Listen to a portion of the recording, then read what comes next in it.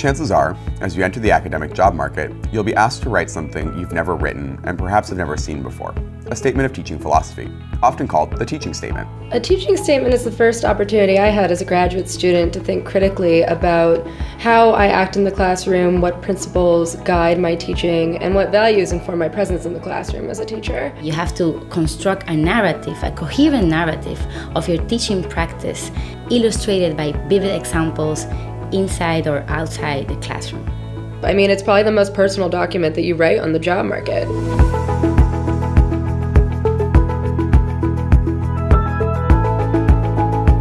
The Center for Teaching and Learning is pleased to offer a new online opportunity to learn about, write, and revise a teaching statement in order to prepare graduate students at Columbia to enter successfully into the academic job market.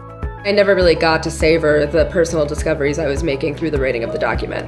If I had taken about 4 weeks over the summer to work out all my brainstorming, figure out all the examples I could potentially use, and then turn them into a narrative and reform that narrative, I wouldn't have felt quite so compelled to constantly reinvent the statement itself while I was actively on the job market. The online teaching statement workshop from the CTL is designed to let you work from home or wherever you do your best writing. Working 2 to 3 hours per week and on your own schedule, this 4-week program will provide you with multiple rounds of feedback from CTL staff and graduate student peers. Even though there were several job applications that did not require a teaching statement, I found that all the topics covered in the teaching statement came up in the interviews or campus visits. Each week, a new module will walk you step by step through the writing process. You'll start by learning what a teaching statement is, then analyze samples from successful statements. You'll then have time to draft your own teaching statement, and in the last module, you'll receive feedback from CTL staff and peers that you can incorporate into subsequent drafts, making for a stronger teaching statement. I wrote so many drafts that I lost count. I rewrote it maybe 4 times.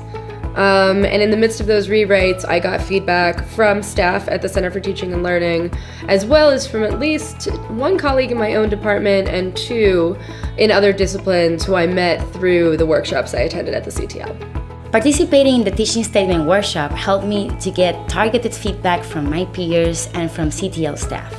By reviewing sample statements and your peer statements during the workshop, you will be prepared to self-assess your writing and to continue revising your teaching statement after this workshop ends. If I were to do this again, I would recommend starting early to pick the best teaching examples and clarifying your own vision of what teaching is. You don't have to wait until you're on the academic job market to start drafting your teaching statement. Join us for this online teaching statement workshop and get a head start on your writing now.